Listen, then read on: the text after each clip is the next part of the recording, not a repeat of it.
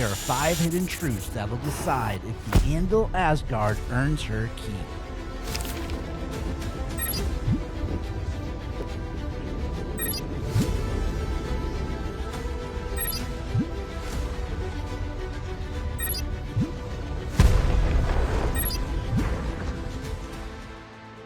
The Anvil Asgard, a heavy vehicle dropship from Anvil Aerospace. She can haul a Nova tank, the largest ground vehicle in the game. Here's why I'm not so sure about this ship. She's got a 180 SCU grid in her cargo bay, but no built-in tractor beam. She's big and heavy, and I don't know how well she'll maneuver when pirates attack. She's running 4 shields, but will those engines hold up in a real fight? And for day-to-day hauling, does that oversized bay and long ramp actually slow you down? We'll find out soon enough. And I've got a feeling it won't be easy without a built-in tractor beam. I've got questions and a few answers I didn't expect. And getting the parts I need to upgrade her properly isn't going to be easy. So here's the plan. I'll strip her down, figure out how to get the military components we need to upgrade her, and I'll put her to the test. Let's just say I got myself in way over my head. You don't want to miss this.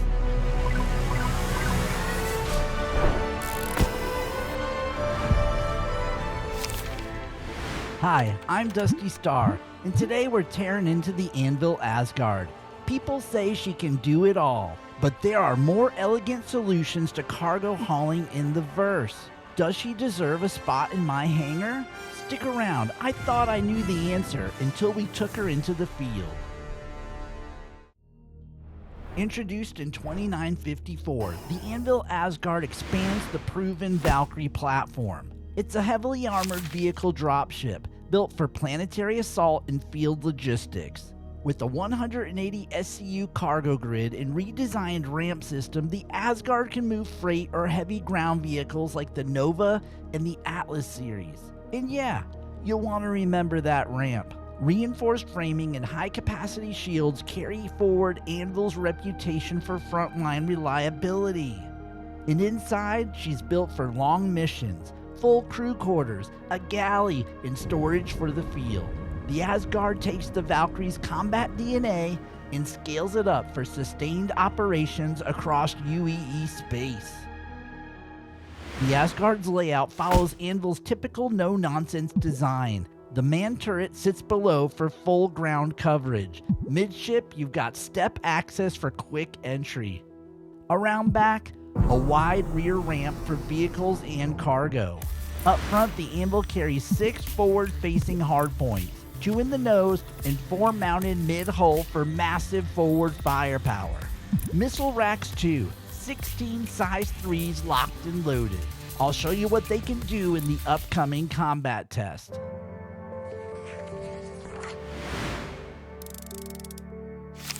She's tough stock, no question, but if you really want the Asgard running at her best, there's room to improve. Most upgrades we can buy right here in Stanton, but the JS400 power plants and the Maxox MDB30s, those took a little more work. Let's just say it was my first time aboard an Idris. We'll get to that story later. For now, let's talk about what's changing under the hull. First up, power plants. The Asgard ships with twin Maelstrom military grade C. The stock units are solid, but you're capped around 20 output per plant. Genoas give similar output, but with a little more hit points. JS400s are military grade A, 21 output and 1500 hit points. Best in class for this slot. Thermals and EM are nearly identical across options. The JS400 gives you 1 more segment of usable power. That extra segment matters once we start adding high draw repeaters. Stay tuned. We're installing weapons that'll use every bar of that 21. That's why we went JS400s. 1 more output segment, enough headroom for the full weapons package and every other system online. Shields are next. Stock full stop's a military shield that gives you 4740 pool and 880 hit points. Rampart Industrials pushes that to 6170 pool and 980 hit points. The 7MA Lorica shows similar pool but lower hit points. Look at that regen. Full stop tops out around 249 and takes 19 seconds to refill. Ramparts hit 447 and finish in under 14 seconds. That regen number matters. The faster your pool refills, the more stamina you have in sustained fights.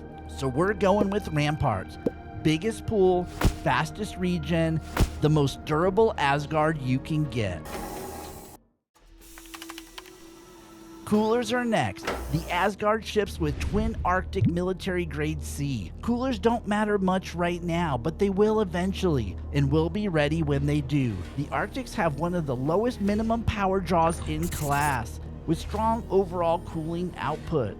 That efficiency lets you save power segments for weapons, engines, or shields. They're also tougher than most options, 750 hit points compared to 520 on the Stealth Icebox. So we're keeping the stock Arctics. Low power use, solid durability, and no wasted draw until coolers actually start to matter. The stock Odyssey gives 201,000 speed with an 18-second cooldown. The Huracan runs faster at 314,000, but the cooldown jumps to 37.8 seconds. That's just too long when you're in a hurry to get away. Chimera is the sweet spot. 282,000 speed and a 15-second cooldown. It may not be the most fuel-efficient drive, but the time you save more than makes up for it. You get great speed without long waits between hops. Range matters too. Chimera goes the farthest at 163.64. We're going Chimera. Top range, quick cooldown for when you don't care about MPGs. Now for hard points. The stock Panthers do fine. 394 DPS and 44 alpha. Easy to find, reliable, but not exactly exciting. These are Maxox MDB 30s. 630 sustained DPS and 86 alpha. A big jump in output. Attrition 3 spike harder in short bursts, but their sustained damage drops once the capacitor is drained. The NDBs hold steady longer, but you won't find these in shops. They're Maxox prototypes built on Neutron tech, designed for ships that can handle serious power demand. They'll chew through your power fast, but that's where the JS400s come in. 320 shots per cycle with a 500 round fire rate, nearly double the sustained ammo of the stock Panthers. These weren't easy to get, but worth it. We'll cover that story in Operation Asgard. That extra power from the JS400s keeps the NDBs running at full strength. And we're about to find out what that means in combat. Those NDBs change the fighting math. We'll prove that in the combat test. But first, hauling. The Asgard's got a big bay, no tractor beam, and a long ramp. So this should be fun or a complete headache. Let's find out.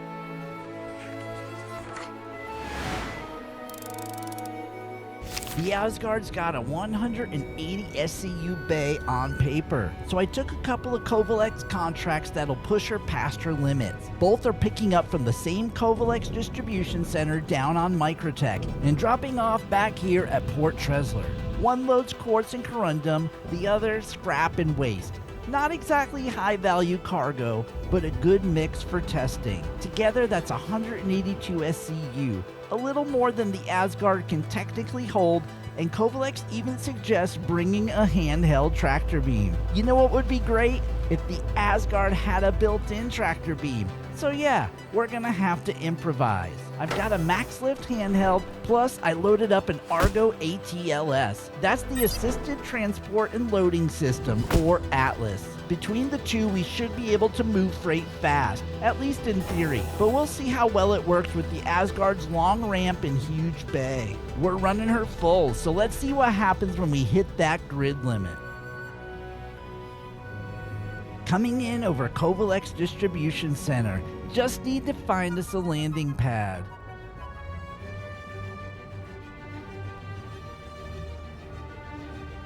Uh-oh.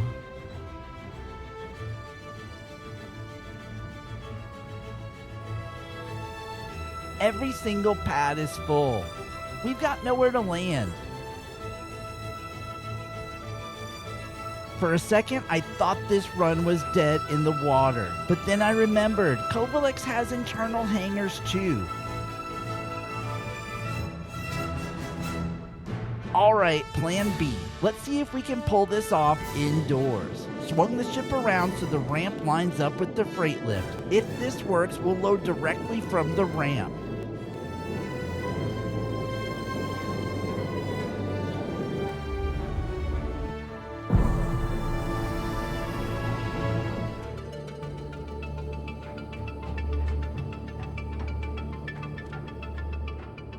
I called up the cargo, and sure enough, here it comes. Quartz, corundum, scrap, waste, way more than I expected. Mostly size 8s, with a few small boxes mixed in. This is gonna fill the bay fast. Time to break out the Atlas. If this works, I can stand mid-ramp and whip the cargo straight off the elevator onto the grid. Standing mid-ramp gives me a clean line of sight to the elevator and enough clearance to move cargo straight onto the grid. At first, it's working great. Good rhythm, boxes flying clean onto the deck.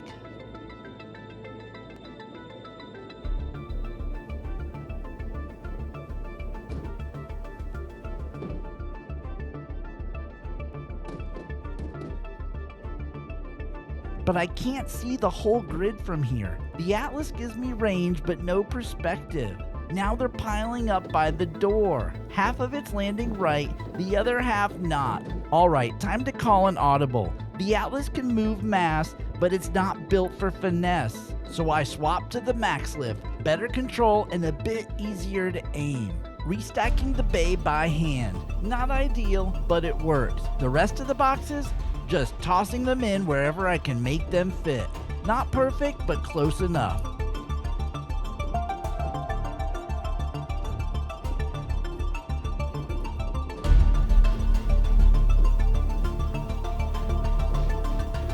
We've got the full load on board, off-grid and all. Alright, time to close her up and head to Port Tressler for drop-off.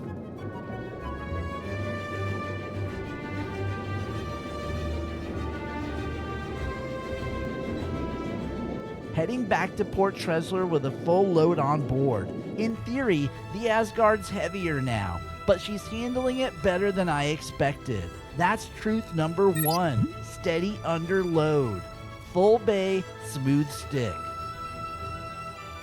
Spun the ship around so the ramp lines up with the freight elevator, same as I always do. The bay's full, so I'm hopping out the side hatch. These side doors are one of my favorite features of the Asgard and her little sister, the Valkyrie.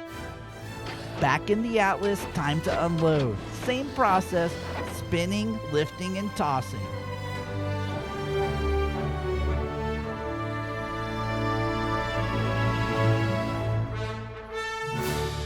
Little by little, the grid clears.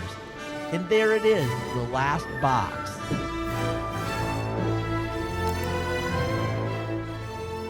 Alright, that's everything. Both missions complete, no cargo lost, no failed contracts. The ramp's long and the bay's deep, but she's built for work. Even overloaded, she handles well. And that's truth number 2, space with purpose. The long ramp, the deep bay, and the side doors. Together they make the work doable, even without a built-in tractor beam. Next, we'll find out if she can fight. Looks like you got inbound. Weapons free. First combat test, Gilly's Flight School, Scenario 4. Asteroid belt, 3 razors, the EX models, and an Argo mole. I lock onto the first razor, caught him by surprise, pivot to the next razor, but this one's ready for me. He's fast, and I'm fighting to keep him in the pips.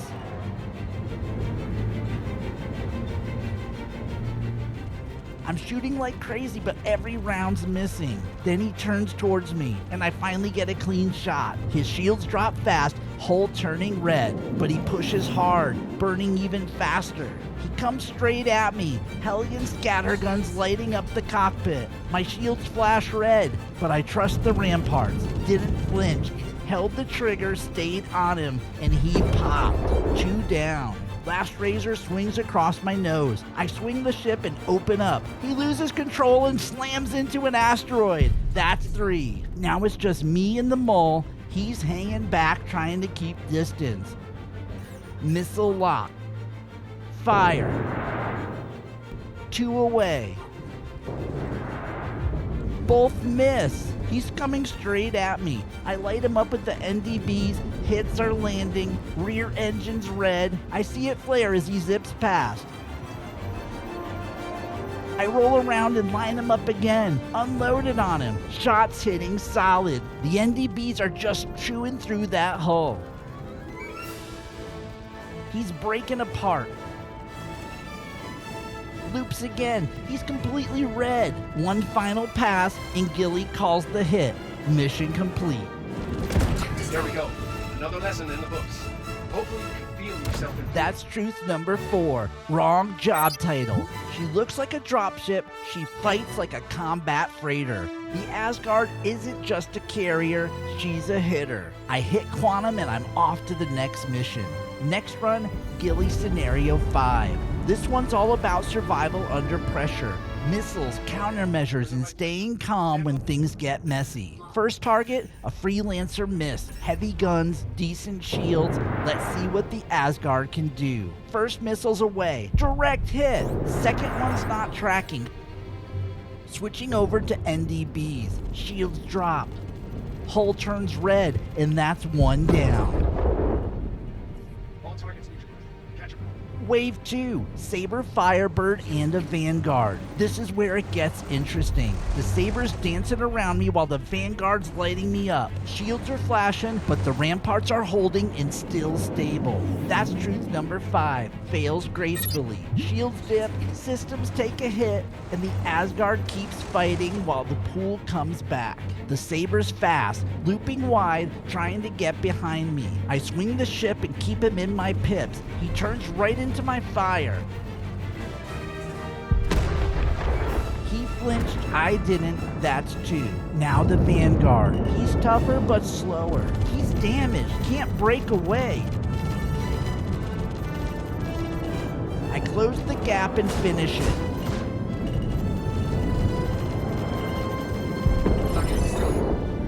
Scenario 5 complete. Ramparts held strong, and the NDBs, they chew through anything that gets close.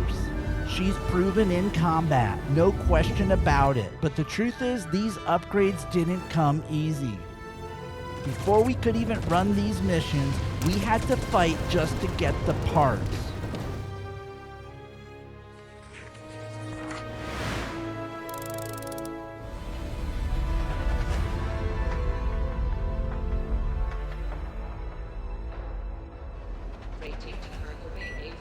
I came to Port Tressler to meet a man named Wrecker. A friend said he might be able to help me get the parts I needed. Figured I'd get here early, clear my head, and maybe grab a bite first. When I get caught up working, I usually forget to eat. So before the meeting, I decided I'd be responsible. Plus, I love me some noodles. Finally, lunch. Well, maybe.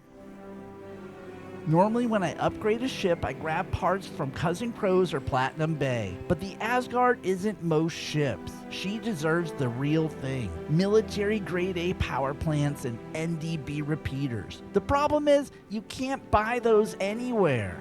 That's when Wrecker showed up. Leader of a crew called the Roughnecks, a PvP outfit. Tough reputation but disciplined.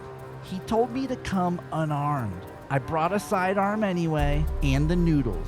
I told him what I was trying to do, restore an Asgard the right way. He didn't say much, he just listened. I wondered if I could sneak a bite, but I figured that might be rude. Wrecker told me to follow him, so I did, noodles and all. Not exactly the time for lunch, but it's too late to back out. 13 roughnecks, all armed and looking right at me. For a guy who spends most days with a wrench, it felt like walking into the wrong kind of meeting.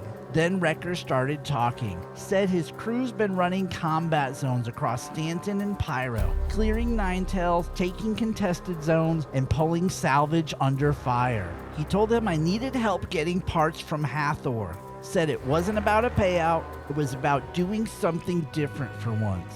He said we've taken a lot of ships apart, maybe it's time we help someone put one back together. And just like that, I had a crew. Didn't know if I could trust them, but at that point, what choice did I have? And yeah, I still hadn't eaten my lunch. We left Port Tressler in a Pisces. Wrecker said the Roughnecks could handle the groundwork, but we needed air support too. Another org called the Privateers, old allies of his. They fly heavier ships and control the skies. He said they'd meet us near Microtech if they didn't shoot us first. Riding in the back of the Pisces, heading to wherever it is we're going, it hits me. I forgot the noodles. Of course I did. That's when I started to wonder what I'd signed up for. Then I saw it. At first, I thought it was a station. Wrecker just laughed, said, "That's them." An Idris-class frigate. I'd been aboard a Polaris once, but nothing like this. Seeing something of that size moving under its own power, I was completely blown away.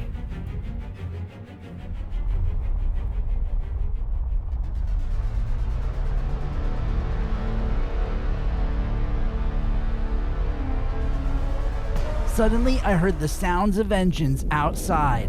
Wrecker warned, "We've got company." 2 Hornets intercepted us, told us to turn around or get blown apart. Wrecker opened comms and gave them an old code. I guess it still meant something because a minute later we got clearance.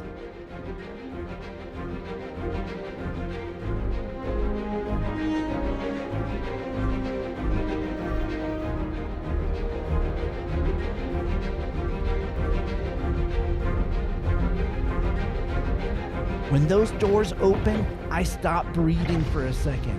The whole front of the ship unfolded into a hangar. Fighters lined up, crews welding, engines humming. It was less a warship and more of a flying workshop. This is my kind of place.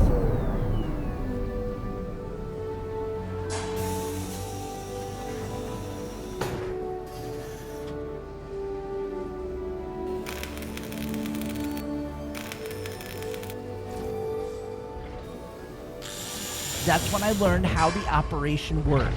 Roughnecks on the ground, drop teams, the ones who take the hits up close, privateers in the air, keep the skies clear, watch the radar and intercept trouble. Watching them together was like seeing 2 halves of a machine lock in. Every person, every ship had a purpose. I wasn't part of it, but for this mission, they made room. Watching them prep for launch made me realize how much discipline it takes to fight chaos with order.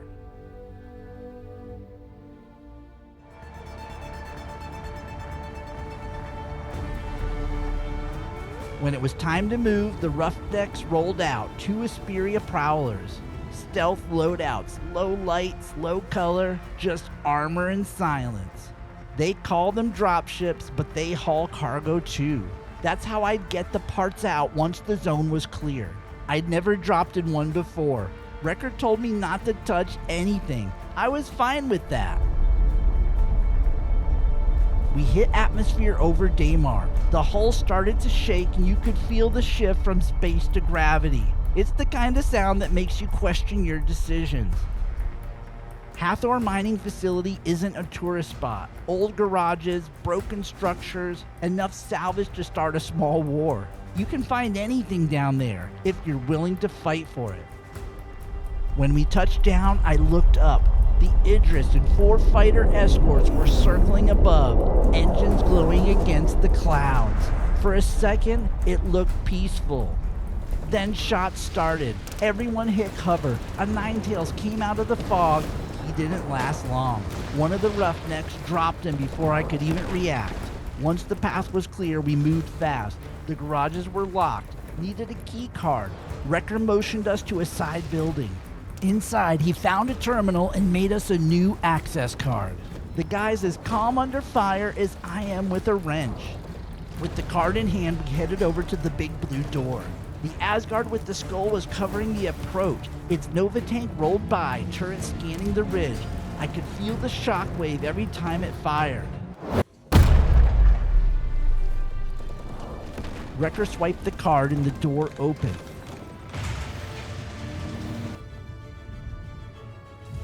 That's when I saw it, the JS400 power plant. Exactly what the Asgard build needed.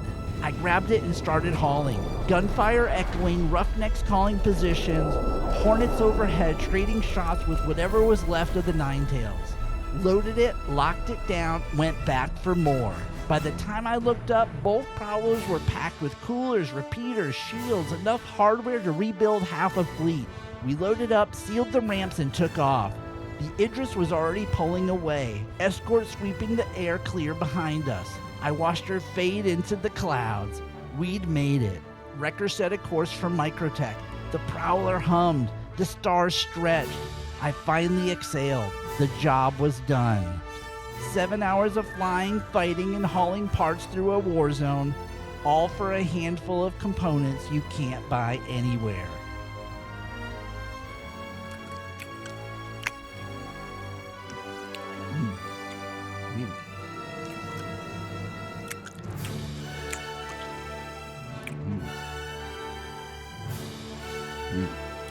Hot, perfect. The best meal I've had all week.